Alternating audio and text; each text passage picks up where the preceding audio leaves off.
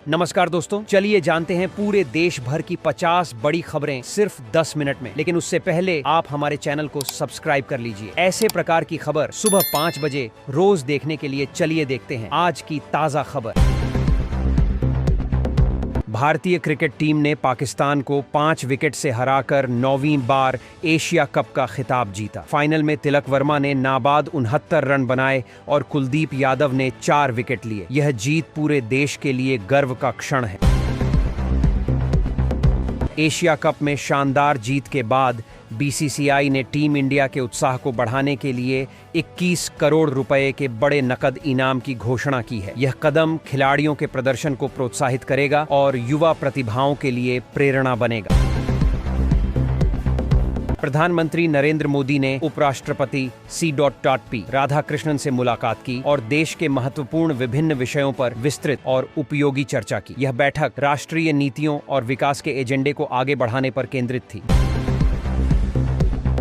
भारतीय सेना ने चीन और पाकिस्तान की सीमाओं पर हवाई रक्षा मजबूत करने के लिए 3000 करोड़ रुपए का एक बड़ा टेंडर जारी किया है। इसके तहत DRDO द्वारा विकसित स्वदेशी अनंत शस्त्र मिसाइल प्रणाली तैनात की जाएगी, जो सुरक्षा को अभेद्य बनाएगी।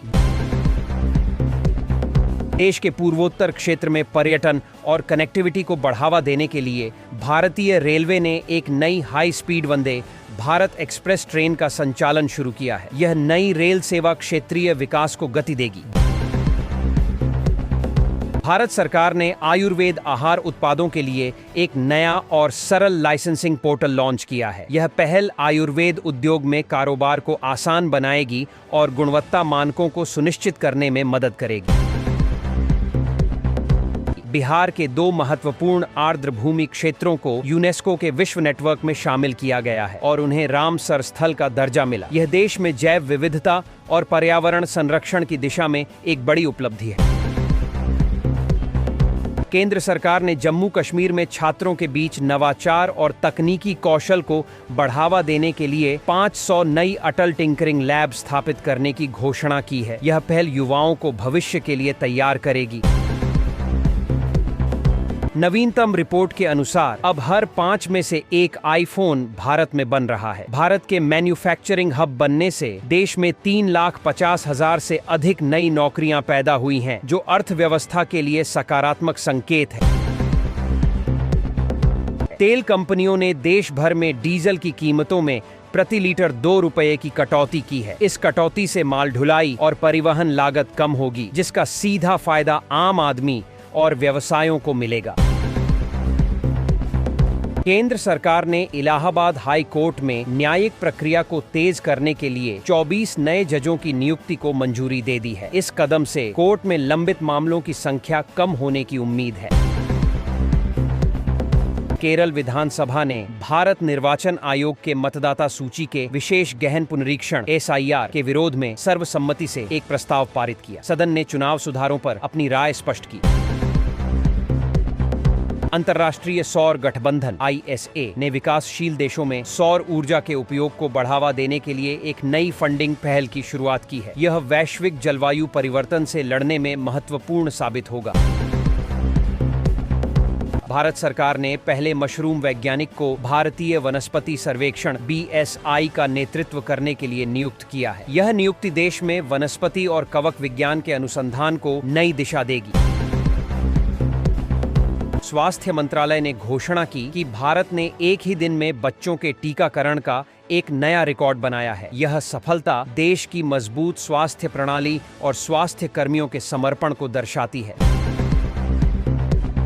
भारतीय स्टार्टअप्स ने इस तिमाही में रिकॉर्ड तोड़ फंडिंग हासिल की है। यह उछाल देश की अर्थव्यवस्था और नवाचार पारिस्थितिकी तंत्र में निवेशकों के बढ़ते भरोसे को दर्शाता है। शिक्षा मंत्रालय ने छात्रों और शोधकर्ताओं के लिए लाखों मुफ्त पुस्तकों और शैक्षिक संसाधनों के साथ एक विशाल डिजिटल लाइब्रेरी लॉन्च की है। यह ज्ञान तक आसान पहुंच सुनिश्चित करेगा। देखो अपना देश पहल के तहत घरेलू पर्यटन में इस वर्ष 40% की वृद्धि देखी गई है। यह पहल स्थानीय पर्यटन स्थलों को बढ़ावा दे रही है और स्थानीय अर्थव्यवस्थाओं को मजबूत कर रही है। कृषि मंत्रालय ने छोटे और सीमांत किसानों के लिए कम ब्याज दर पर एक नई क्रेडिट योजना शुरू की है। यह योजना किसानों को उनकी कृषि गतिविधियों के लिए आवश्यक वित्तीय सहायता प्रदान करेगी। उत्तर प्रदेश सरकार ने अपने डिफेंस इंडस्ट्रियल कॉरिडोर के लिए 5,000 करोड़ रुपए के अतिरिक्त निवेश को मंजूरी दी है। इससे रक्षा विनिर्माण क्षेत्र में रोजगार के बड़े अवसर पैदा होंगे। रक्षा मंत्री ने तटरक्षक कमांडर सम्मेलन में समुद्री सुरक्षा को मजबूत करने के लिए आर्टिफिशियल इंटेलिजेंस और ड्रोन तकनीक को एकीकृत करने पर विशेष जोर दिया। भारतीय तटरक्षक बल (आईसीजी) ने पश्चिमी तट पर एक बड़ा और व्यापक समुद्री सुरक्षा अभ्यास सफलतापूर्वक पूरा किया। इस अभ्यास में कई सुरक्षा एजेंसियों ने तालमेल बिठाकर अपनी क्षमता का प्रदर्शन किया। महिला एवं बाल विकास मंत्रालय ने महिला उद्यमियों को सरकारी योजनाओं और बाजार से जोड़ने के लिए एक समर्पित पोर्टल लॉन्च किया है। यह महिलाओं के लिए व्यापार के अवसर बढ़ाएगा।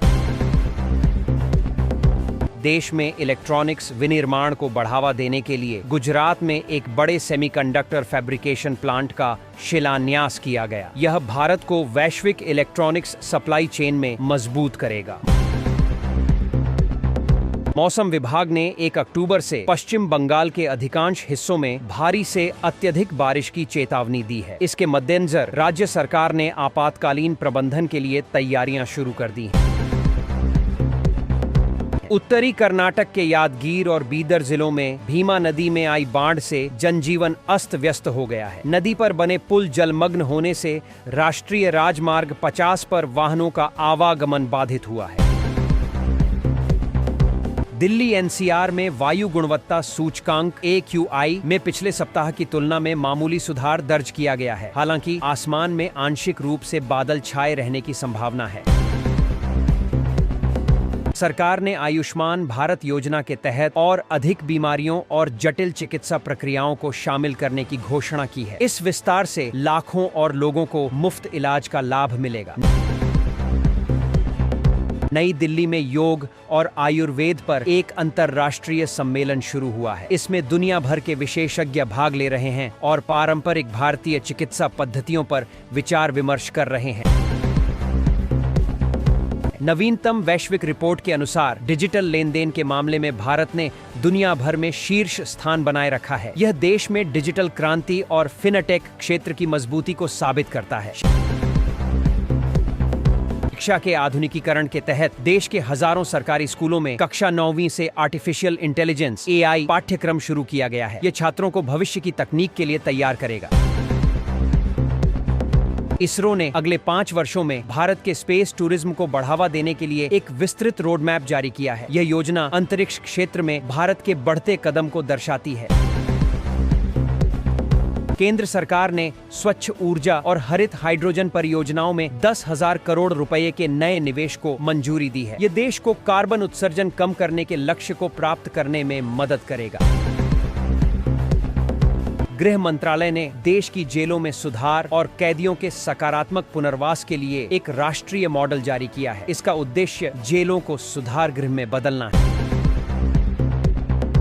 महाराष्ट्र में भारी बारिश के कारण 11,500 से अधिक लोगों को सुरक्षित निकालकर राहत शिविरों में भेजा गया है। मुंबई, ठाणे और रायगढ़ जिलों में रेड अलर्ट जारी है।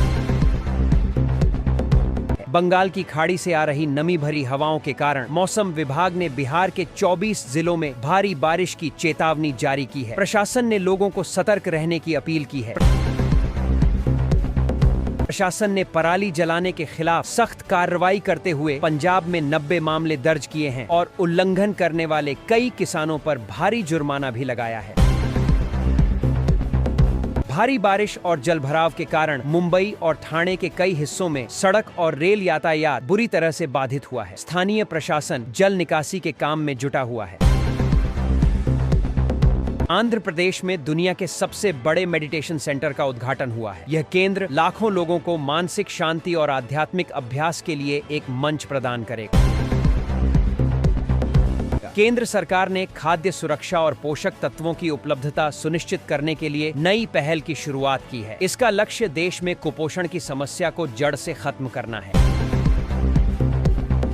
आयुष्मान भारत डिजिटल मिशन के तहत डिजिटल स्वास्थ्य कार्ड के वितरण में तेजी लाई गई है। अब तक 10 करोड़ से अधिक लोगों को यह कार्ड जारी किया जा चुका है। बीसीसीआई ने महिला क्रिकेट को और अधिक लोकप्रिय बनाने के लिए एक नई घरेलू T20 लीग शुरू करने की घोषणा की है। यह महिला खिलाड़ियों को नया मंच प्रदान करेगा। शिक्षा मंत्रालय ने छात्रों के मानसिक स्वास्थ्य को बेहतर बनाने के लिए स्कूलों में व्यापक परामर्श कार्यक्रम शुरू किया है। यह पहल छात्रों को तनाव मुक्त रहने में मदद करेगी। देश भर में ई-वाहनों इलेक्ट्रिक व्हीकल्स के उपयोग को प्रोत्साहित करने के लिए चार्जिंग स्टेशनों के नेटवर्क का तेजी से विस्तार किया जा रहा है, जिससे उपभोक्ताओं को सुविधा होगी। वस्त्र मंत्रालय ने हैंडलूम कारीगरों को डिजिटल मार्केटिंग और आर्थिक सहायता प्रदान करने के लिए एक विशेष पैकेज की घोषणा की है। यह पारंपरिक कला को बढ़ावा देगा। भारत में विकसित स्वदेशी 5G तकनीक का एक बड़ा सफल परीक्षण किया गया। यह उपलब्धि देश को दूर संचार के क्षेत्र में आत्मनिर्भर बनाने की दिशा में एक महत्वपूर्ण कदम है। सरकार के प्रयासों से अंडमान और निकोबार द्वीप समूह में पर्यटकों की संख्या में इस तिमाही में रिकॉर्ड वृद्धि दर्ज की गई है। यह स्थानीय अर्थव्यवस्था के लिए शुभ संकेत है। विज्ञान और प्रौद्योगिकी मंत्रालय ने महिलाओं और ग्रामीण छात्रों को उच्च शिक्षा के लिए प्रेरित करने हेतु नई छात्रवृत्ति योजना शुरू की है। स्मार्ट सिटी मिशन के तहत कई शहरों में बुनियादी ढांचे और तकनीकी उन्नयन के काम में तेजी से प्रगति दर्ज की गई है। शहर अब बेहतर सेवाएं प्रदान कर रहे हैं। सरकार ने राष्ट्रीय आपदा राहत बल NDRF को आधुनिक उपकरण और बेहतर प्रशिक्षण देने के लिए एक बड़ी आधुनिकीकरण योजना को मंजूरी दी है, जिससे उनकी प्रतिक्रिया क्षमता बढ़ेगी।